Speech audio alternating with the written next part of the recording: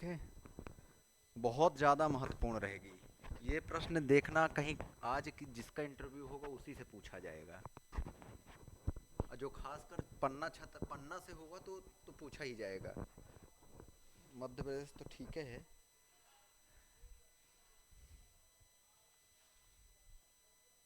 चलो,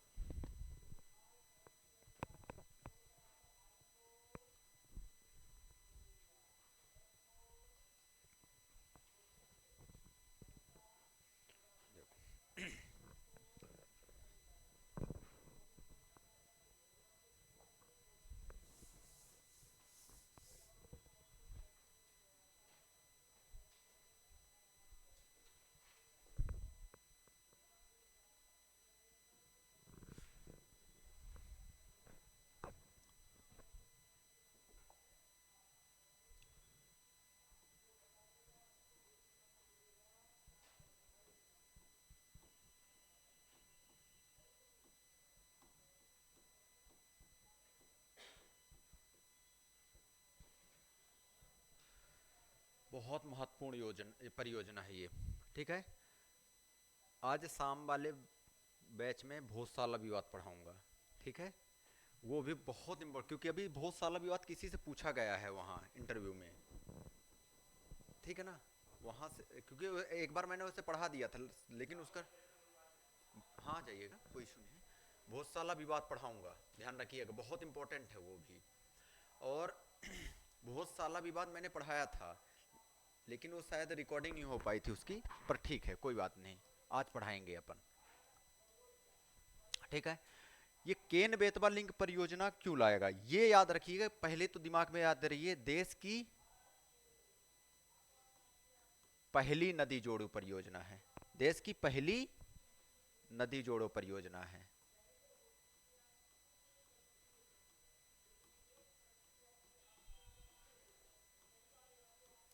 इसको मैं टाइप करके आपको उसमें ग्रुप में डलवा दूंगा। ठीक है ना, ये जो मैं बनाया है, सारा सारा कंटेंट इसमें बना दिया है मैंने, ये मैं आपको दे दूंगा। ठीक है ना, लिखते तो भी लिखते चलिए, थोड़ा सीक्वेंस सीक्वेंस से याद होती चाहिए जाएंगी चीजें।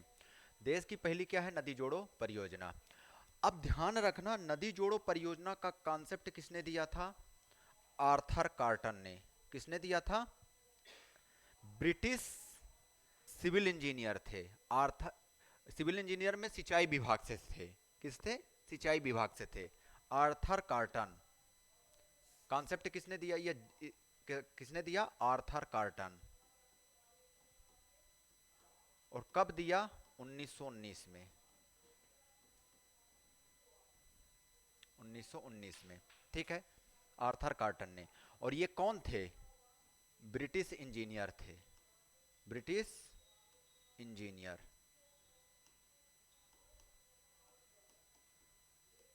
और सिंचाई विभाग में थे, किस विभाग में, सिंचाई विभाग में थे।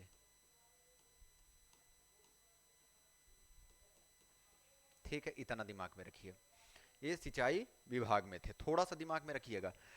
ये जो नदी जोड़ो परियोजना का वास्तव में शुरू, ये जो केन बेतवा लिंक परियोजना की शुरुआत की बात अगर करें, तो इस पर अगर देखा जाए तो बात चल गई थी 1980 से ही। कब से बात चल गई थी कि हाँ, यहाँ पे जो केन बेतवा लिंक, केन नदी और बेतवा नदी को आपस में जोड़ने की बात चल गई थी, 1980 में ही चल गई थी, शुरुआती दौर में।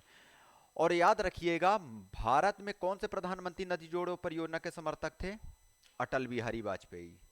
ठीक है, कौन, अटल बिहारी वाजपेयी, बिहारी वाजपेयी, ये ध्यान रखिए। ठीक है, अटल बिहारी वाजपेयी जी इसके समर्थक थे, याद रखिएगा, इस पॉइंट को भी आपको दिमाग में रखना है। देखें, जो केन बेतवा लिंक परियोजना, वास्तव में इसका स्वरूप कब आया, 2005 में। कब आया, 2005 में। कब आया, 2005 में इसका वास्तव स्वरूप आया कि हाँ, अब ये केन बेतवा लिंक परियोजना को विकसित किया जाएगा, बनाया जाएगा। ठीक है, लेकिन इसका राष्ट्रीयकरण कब किया गया, राष्ट्रीयकरण 2008 में। ठीक है, ये भी ध्यान रख सकते हैं। अब देखें, ये जो केन बेतवा लिंक परियोजना क्यों विकसित किया जा रहा है, इसके पीछे कारण क्या है? कारण, सबसे मुख्य कारण क्या है? मुख्य कारण क्या है? क्यों विकसित कर रहे हैं, क्यों बना रहे हैं इसको? एक तो बुंदेलखंड क्षेत्र सूखाग्रस्त क्षेत्र है। बुंदेलखंड क्षेत्र कैसा है? सूखाग्रस्त क्षेत्र है। तो बुंदेलखंड सूखे से प्रभावित क्षेत्र होने के कारण, सूखे से प्रभावित होने के कारण, ठीक है।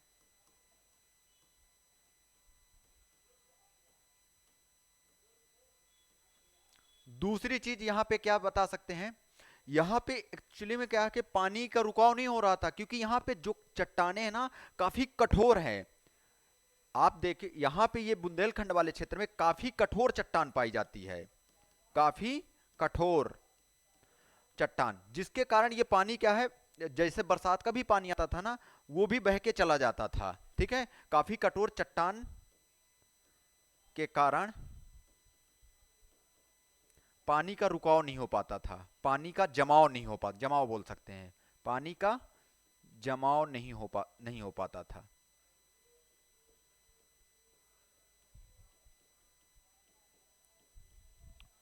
मेन, ठीक है। तो एक तो सूखे से प्रभावित होने का अब यहाँ पे पेयजल की सुविधा, मतलब पानी क्या है का जमाव नहीं होता था, जिसके कारण यहाँ पे क्या होता, पेयजल की सुविधा, पेयजल व सिंचाई की सुविधा में कमी रहती थी, सिंचाई की सुविधा में कमी रहती थी।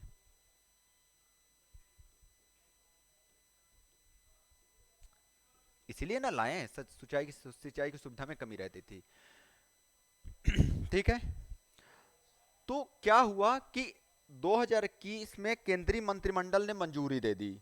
कब दे दी? कि 2021 में, हाँ अब हम ये केन बेतवा लिंक परियोजना को विकसित करेंगे। कब दे दी? 2021 में। इसको देखें आगे, 2021 की बात है। 2021 में केंद्रीय मंत्रिमंडल ने मंजूरी दे दी, ठीक है। केंद्रीय मंत्रिमंडल ने मंजूरी दे दी, ये पॉइंट ध्यान रखिएगा। और इसमें याद रखिएगा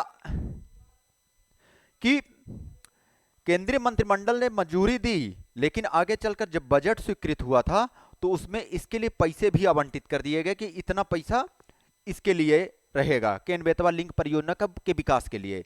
तो पैसा कितना बजट में स्वीकृत किया गया? 44,605 करोड़, 44,605 करोड़, ठीक है। ये बजट में स्वीकृत की, ये याद रखिएगा डेटा, ठीक है। हो सके आपसे ये डेटा भी पूछ ले, 44,605 करोड़। और ये जो परियोजना है मध्य प्रदेश और यूपी की संयुक्त परियोजना है, ठीक है। किसकी परियोजना है? मध्य प्रदेश प्लस यूपी की संयुक्त परियोजना है।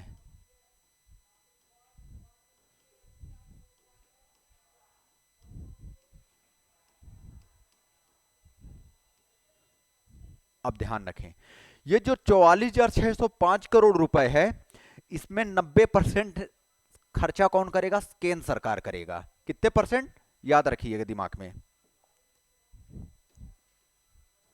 90%, 90% किसका हिस्सा रहेगा? केंद्र सरकार का। किसका रहेगा? केंद्र सरकार का। और 10% हिस्सा मध्य प्रदेश और यूपी सरकार का। 10% मध्य प्रदेश प्लस यूपी सरकार का, ठीक है। ये भी पॉइंट ध्यान रखें, मध्य प्रदेश और UP sir, good morning, good morning. UP सरकार का, ये पॉइंट सारे ध्यान रखिएगा, ठीक है। मतलब जो भी पैसा खर्चा करेगा केंद्र सरकार यहाँ पे 90% करेगा, ठीक है। और 10% ये दोनों एमपी और यूपी मिलके करेंगे, ठीक है। ध्यान रखिएगा इस पॉइंट को। केंद्रीय मंत्रिमंडल की मंजूरी तो हुई, लेकिन इन्होंने, मध्य प्रदेश और यूपी की सरकार ने कब आपस में समझौता किया कि हम बनाएंगे, ये इस पर काम करेंगे, तो याद रखिएगा, वो डेट भी याद रखिए, हो सके 22 मार्च। 22 मार्च को जल दिवस मनाया जाता है ना, 22 मार्च 2021 को एमपी प्लस यूपी सरकार के मध्य समझौता हुआ कि हाँ हम लोग काम करेंगे इस पे, सरकार के मध्य समझौता।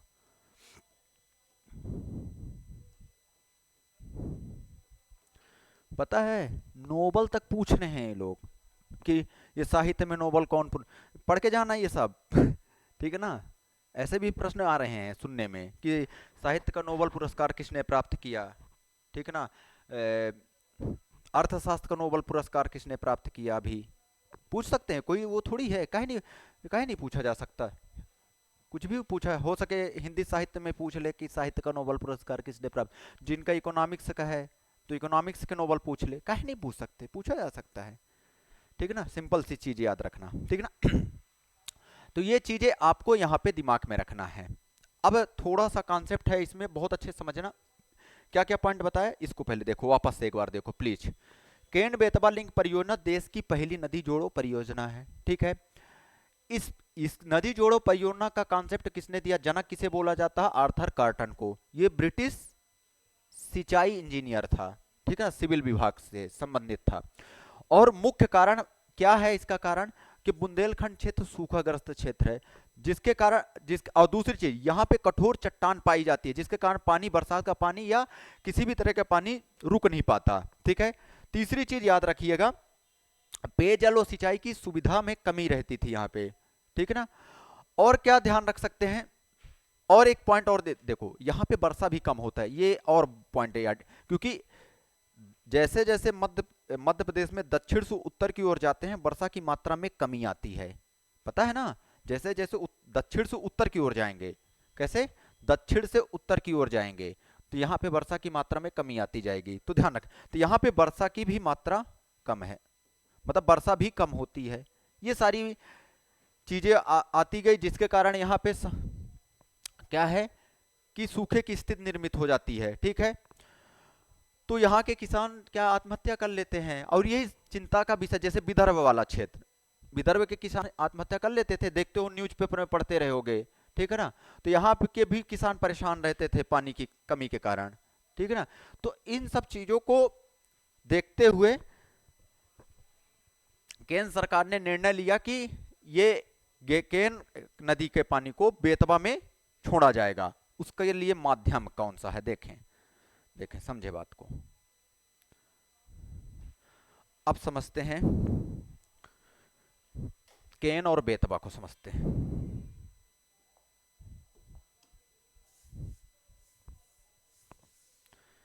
ये क्या है, बेतवा नदी, ये कौन सा क्षेत्र, कुमरा गांव रायसेन, कौन सा, कुमरा गांव रायसेन।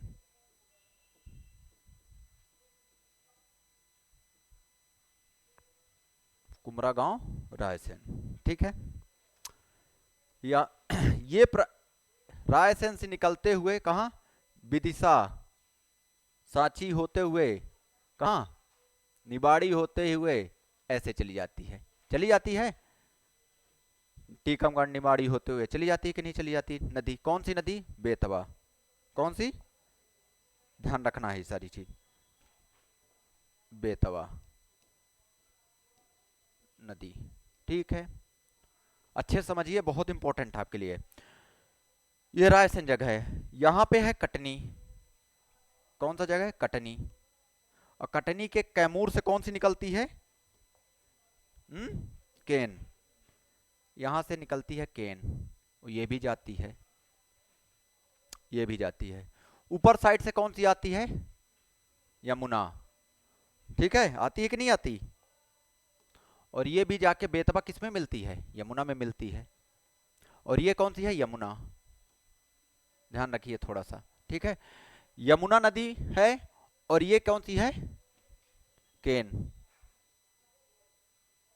तो ये पन्ना छतरपुर होते, पन्ना हो गया, छतरपुर हो गया, दमोह हो गया, इनसे प्रवाहित होते हुए कहाँ चली जाती है, यमुना में मिल जाती है। कहाँ? यमुना में मिल जाती है, ध्यान रखना है। तो अब मैं इसको थोड़ा इरे यहाँ पे कर देता हूँ ताकि पन्ना बस दिखे, मुझे मेन पन्ना को दिखाना है थोड़ा सा। समझ गए ना पॉइंट? ये ध्यान रखना। अब याद रखिए यहां पे पन्ना में डैम बनाया जा रहा है जिसका कल शिलान्यास कर दिया गया। कहां से किए शिलान्यास? खजुराहो से। कल दो चीजों का शिलान्यास मुख्य रूप से हुआ। एक, उसको भी बढ़ाना पड़ेगा, वो भी इंपॉर्टेंट हो गया। आप एशिया का सबसे बड़ा सोलर प्लांट तैरता हुआ, वो भी आपके लिए इंपॉर्टेंट है, ठीक है ना? कहां पे? खंडवा ओमकारेश्वर में बनाया गया, वो बहुत इंपॉर्टेंट। वो अब एशिया का सबसे बड़ा है, समझ रहे हैं ना? तो उसको भी थोड़ा सा तैयार करवाना ही पड़ेगा क्योंकि वो भी पूछा जा सकता है। उसके सारे हो सके मेगावाट पूछ ले, हो सके किस देश के सहयोग से बना, क्या क्या सारी चीजें, क्या उससे क्या लाभ होगा, क्या सारी चीजें उसको पढ़ना पड़ेगा, ठीक है ना? चलो, क्या मैंने बोला कि बेतवा नदी रायसेन के कुमरा गांव से निकलती है और जाके ये कहाँ बेतवा कहाँ से? सांची हो गया, विदिशा होते हुए, निवाड़ी टीकमगढ़ होते हुए कहाँ चली जाती है? यमुना में मिल जाती है। अब यहां पे ध्यान रखना है,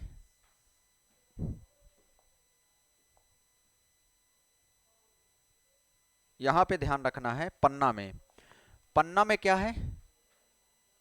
दौधन बांध।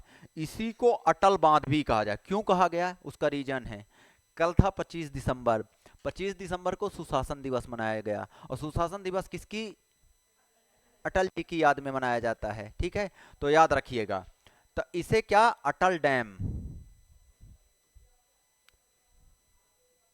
या दौधन डैम। दौधन यहां पे एक जगह है, ठीक है ना? दौधन डैम बनाया जा रहा है और इसका शिलान्यास 25 दिसंबर 2024 को किया गया। शिलान्यास। अब काम इसमें बहुत तीव्र गति से चलेगा, फिर भी वो उसमें न्यूज में आई है खबर कि 8 साल में कंप्लीट होगा, न्यूज में आई है, ठीक है ना? शिला चलो ठीक है, शिलान्यास 25 दिसंबर 2024, 25 दिसंबर 2024, इस पॉइंट को भी आपको दिमाग में रखना है, ठीक है? तो याद रखिए कि यहाँ पे अटल डैम या दौधन बांध, और ये बांध इसलिए बनाए हैं कि ये पानी को यहाँ पे रोकेंगे, ठीक है? और रोकने के बाद ये पानी को यहां से यहां पहुंचाएंगे। किसमें? केन का पानी को, ध्यान रखिएगा, किसके पानी को?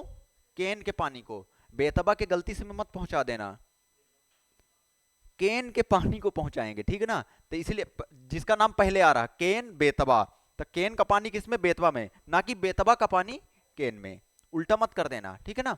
तो केन का पानी यहां से इसके लिए नहर बनाई जा रही है, होगा बनाई जा रही, क्या बन ही रहा है। एक मिनट, यहां पे देखो, यहां पे नहर बनाई जा रही है, ठीक है? और इस नहर के माध्यम से पानी किस में ले जाएगा? बेतबा में। तो याद रखिएगा ये लगभग 221 किलोमीटर है, लगभग, लगभग लिख रहा हूं, माप के नहीं आया हूं, ठीक है ना? वो भी लगभग ही है, ठीक है? लगभग, ठीक है? हो सके 221.5 किलोमीटर हो, ठीक है? लगभग कितना? 221 किलोमीटर। और इस 221 किलोमीटर में 2 किलोमीटर सुरंग से ले जाएंगे नहर को, 2 किलोमीटर सुरंग से। दिमाग में रहेगा ये चीज? दिमाग में रहेगा? तो ध्यान रखिएगा, केन का पानी बेतवा में ले जाने की बात चल रही है, अब चलेगी ही, कंटिन्यू चलेगी। तो ध्यान रखिएगा, दौधन डैम या अटल डैम, ठीक है दोस्त? अब इससे क्या होगा? कुछ चीजें, इसका निष्कर्ष निकला कि इससे क्या हो सकता है। सब इसका महत्व, अगर हम इसकी महत्व की बात करें, यहाँ पे ये सारी चीज पहले इतना समझें। अगर महत्व की बात करें तो महत्व, इसका सबसे बड़ा महत्व ये है कि अगर देखो, लगभग की बात करूंगा, कोई डेटा एग्जैक्ट इसका भी नहीं है। पहले जो इन्होंने डेटा दिया था तो वो डेटा 62 लाख लोगों को पेयजल, लेकिन अब डेटा कुछ और दे रहे हैं कल से, न्यूज़पेपर में, ठीक है ना। तो आप एटलीस्ट ये समझो कि लगभग 60 लाख प्लस लोगों को इसमें क्या है, पेयजल की सुविधा प्राप्त होगी। तो अपन वही डेटा याद रख दिमाग में रखते हैं जो पहले दिया गया था कि लगभग इससे पेयजल की सुविधा कितने लोगों को प्राप्त होगी, 62 लाख लोगों को। लेकिन कल की न्यूज में देखा तो वहां पे डेटा थोड़ा अलग चेंज, कहीं कहीं 55 लाख भी दिया है। तो आप एटलीस्ट 50 प्लस ही लाख लोगों को पेयजल की उपलब्धता होगी, ठीक ना। लेकिन ये उसमें बताया गया था जब उनका भाषण आया था, जल शक्ति मंत्री जो हैं उनके भाषण में उन्होंने बोला कि भाई इतने लोगों को, तो हम उन्हीं की बात मानेंगे। हम न्यूज़पेपर की क्यों बात माने हैं? हम क्यों बात माने कि 55 लाख लोगों को पेयजल की उपलब्ध होगी, हम उन्हीं की बात मानते हैं। तो कितना बताया था उन्होंने, लगभग 62 लाख लोगों को।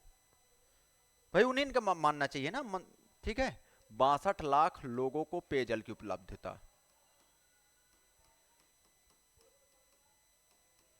पेयजल की उपलब्धता, इससे ये होगा,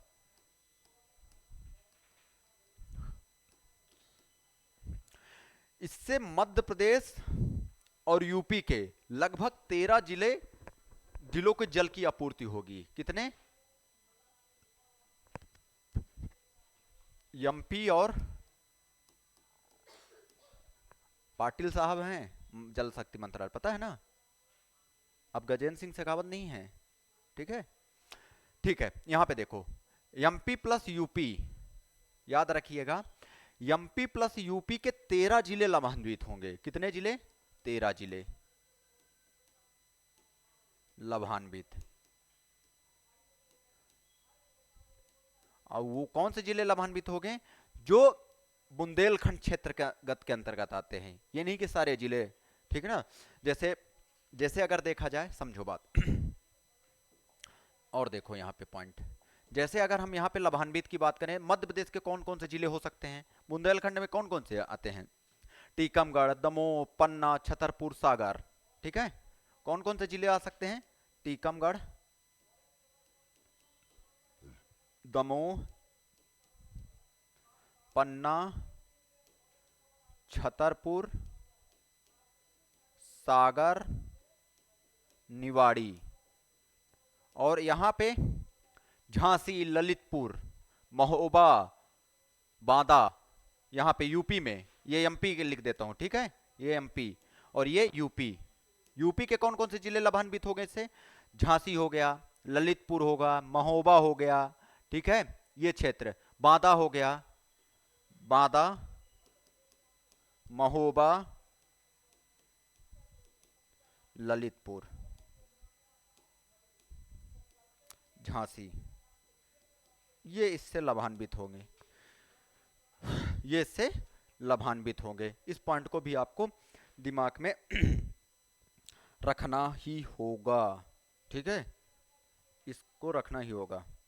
अब देखें, ये सारी चीज तो आपने देख लिया कि इससे क्या है, लगभग 13 जिले क्या है, लाभान्वित हो गए पेयजल की। इससे याद रखिएगा, लगभग और क्या महत्व होगा, लगभग ध्यान रखिएगा, लगभग इसमें सिंचाई क्षेत्र का भी रकबा बढ़ जाएगा, मतलब सिंचाई क्षेत्र भी बढ़ जाएगी। लोगों को पहले क्या है, सिंचाई क्षमता कम थी यहाँ पे, तो सिंचाई क्षमता भी बढ़ेगी। तो लगभग जो उन्होंने मंत्री साहब ने बोला था उनकी बात बोल रहा हूँ, ठीक है ना। तो 10.62 लाख हेक्टेयर भूमि सिंचित होगी,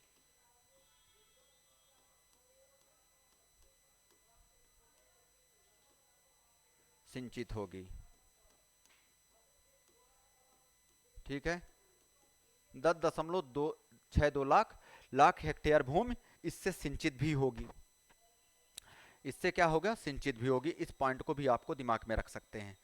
और इसी में जल विद्युत परियोजना भी विकसित की जाएगी और सौर ऊर्जा परियोजना भी विकसित की जाएगी इसी में, ठीक है। और क्या इसके अंतर क्या हो सकता महत्व इसका, जल विद्युत परियोजना, इससे इलेक्ट्रिसिटी भी प्राप्त हो सकेगी, ठीक है ना। जल विद्युत परियोजना, और कितने मेगावाट की? 103 मेगावाट, विकसित की जाएगी, सौर परियोजना भी विकसित की जाएगी।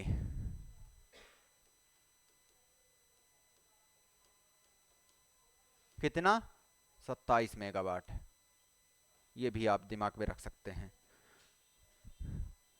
27 मेगावाट।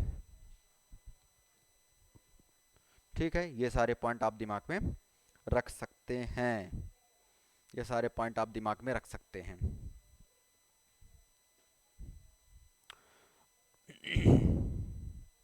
ठीक है, अब देखें इससे क्या है, एक चीज ध्यान रखें यहाँ पे, समस्या क्या आ रही है, एक चीज थोड़ा सा ध्यान रखें, ये चीज ध्यान ध्यान रहेगा ना। महत्व क्या, महत्व में यही पॉइंट बताना कि भाई पेयजल की आपूर्ति हो जाएगी। अब देखो महत्व ये होगा, जब सिंचाई क्षमता बढ़ेगी तो कृषि उत्पादन भी बढ़ेगा ना भाई, ये लोग कृषि अच्छे से कर पाएंगे। अब देखो एक चीज और महत्व में अगर देख सकते हैं कि जैसे यहाँ पे दौधन डैम बनाया जा रहा है, हो सके इसके बैक वाटर लेक में मत्स्य पालन भी करना चालू कर दें, ठीक है। और दूसरी चीज, वहां की भूमिगत जल स्तर का भी बढ़ेगा, ठीक है ना, भूमिगत जल स्तर भी बढ़ेगा, वहां पे पानी की कमी नहीं महसूस होगी, वो क्षेत्र मतलब वो क्षेत्र आर्द्रता से परिपूर्ण रहेगा, ठीक है। ये भी हो सकता है जहां पे ये रहेगा ये चीजें, ठीक है। तो ध्यान रखना ये सारी चीजें थोड़ा सा। हाँ, अब देखें कुछ चीजें और, चलें देखो इससे क्या दिक्कत आई है, अभी कुछ दिक्कत आई है।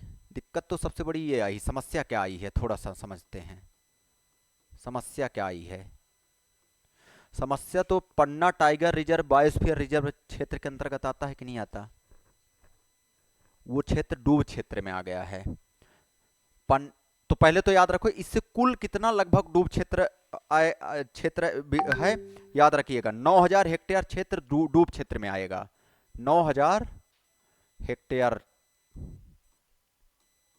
क्षेत्र किस में आएगा, डूब क्षेत्र में, डूब क्षेत्र में आएगा, जिसमें से लगभग 5803 हेक्टेयर क्षेत्र पन्ना टाइगर रिजर्व डूब क्षेत्र में आएगा। कौन सा?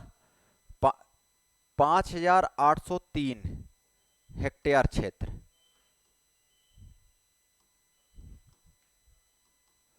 पन्ना टाइगर रिजर्व, या पन्ना टाइगर रिजर्व या पन्ना बायोस्फीयर रिजर्व, ठीक है ना। अब ये बायोस्फीयर वाला क्षेत्र है ना, पन्ना टाइगर या बायोस्फीयर रिजर्व,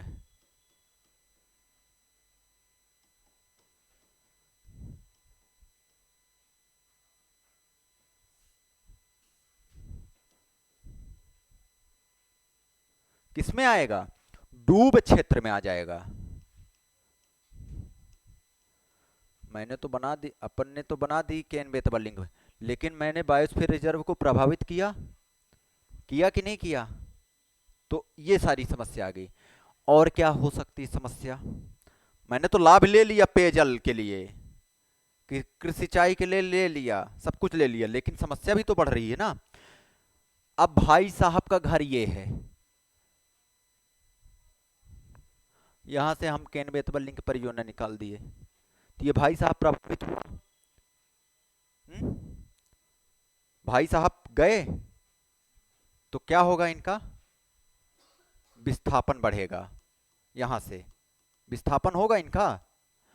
अभी भाई साहब को यहां पे शिफ्ट करना पड़ेगा, इनको तो पैसा दे दिया भाई साहब को कि 25 लाख रुपए मुआवजा दिया जा रहा है, अब ये भाई साहब यहाँ पे घर बनाएंगे, कितना समय लगेगा, ठीक है ना।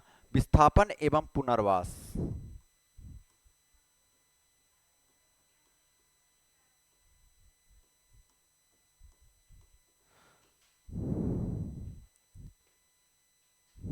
ठीक है, वहां के पेड़ पौधों को भी काटेंगे, तो एनजीटी क्या करेगा, एक्शन लेगा कि नहीं लेगा। तो एनजीटी की भी समस्या है भाई, एनजीटी नेशनल ग्रीन ट्रिब्यूनल, ठीक है ना। तो इसमें दखल किसका रहेगा,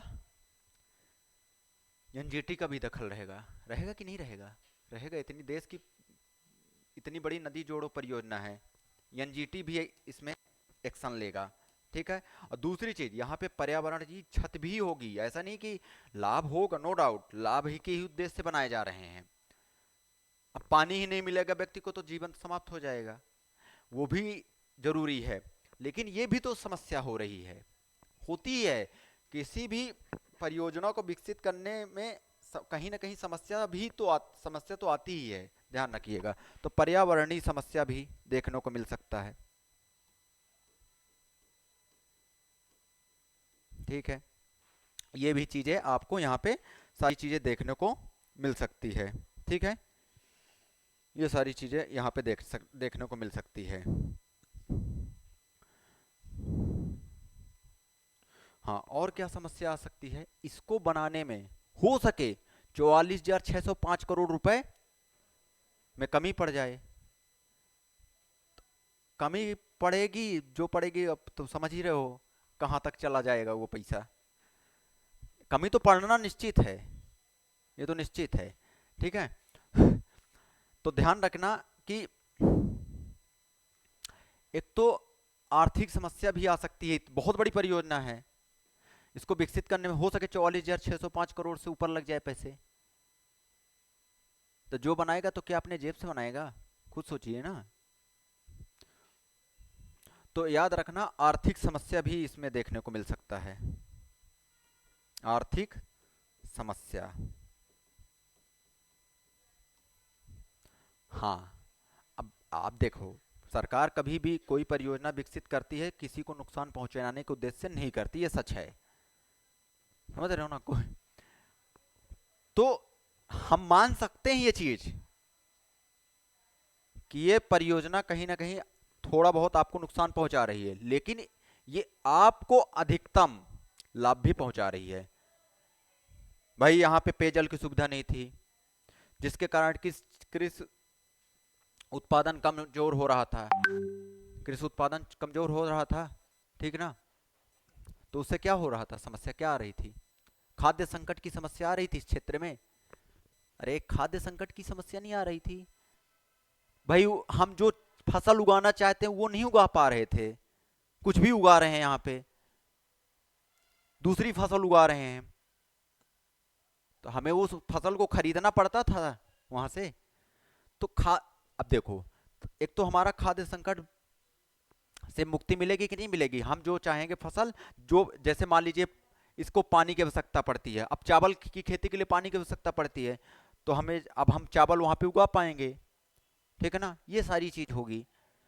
दूसरी चीज क्या हो सकती है, वहां पे बिजली की भी समस्या नहीं रहेगी, भाई यहाँ से टरबाइन लगा के बिजली भी पैदा कर लेंगे उस क्षेत्र में। भाई बड़ी परियोजना है, पानी रहेगा तो विकसित किया जा सकता है ना बिजली। तीसरी चीज, मत्स्य पालन भी किया जा सकता है। चौथी चीज, भूमिगत जल स्तर भी पर्याप्त बना रहेगा उस क्षेत्र का। पांचवी चीज, जो पर्यावरणीय चीजें हैं उनको भी नुकसान नहीं पहुंचेगा, क्योंकि उनको भी पर्याप्त जल की आपूर्ति होती जाएगी, ठीक है ना, उस क्षेत्र में आर्द्रता बनी रहेगी। ये सारी चीजें यहाँ पे हो सकती है, ठीक है, ये सारी चीजें यहाँ पे हो सकती है। तो ध्यान रखिएगा, ये परियोजना आपके लिए इंपॉर्टेंट है, इसलिए मैंने पढ़ा दिया, ठीक है ना। महत्व पूछे, कारण पूछे, समस्या पूछे, सब बता देना आप। क्या क्या चुनौतियां, वही है समस्या, चुनौतियां। हाँ, एक चुनौती और हो आएगी, लोग अपना मकान गिराने नहीं देंगे, तो भाई वहाँ के स्थानीय लोगों को भी झेलना पड़ेगा सरकार को। हाँ, बड़े बड़े, अब यहाँ पे विपक्ष भी हावी होगा कि सरकार गिरा रही है, ठीक है ना, सामाजिक कार्यकर्ता भी आएंगे यहाँ देखने, सब चीजें होगी, ठीक है ना, समस्याएं तो आएगी, ये इतना आसान काम नहीं है कि बना, पर हाँ सरकार तो बनाएगी ही, श्योर है बनेगा, तो समस्याएं तो आती है, ठीक है। तो ठीक है, अच्छा भी है, अच्छा इसलिए है कि भाई अब वो बुंदेलखंड, अब देखो जब पानी नहीं ले जाएंगे तो वो तो ऑलरेडी वो रहेगा सूखाग्रस्त क्षेत्र, तो कुछ तो करना पड़ेगा ना, ठीक है। तो मिलते हैं भोजशाला विवाद के साथ, शाम 6:30 के आसपास मिलेंगे। ठीक है ना, बहुत सारा विवाद आज करेंगे। चलो, थैंक यू।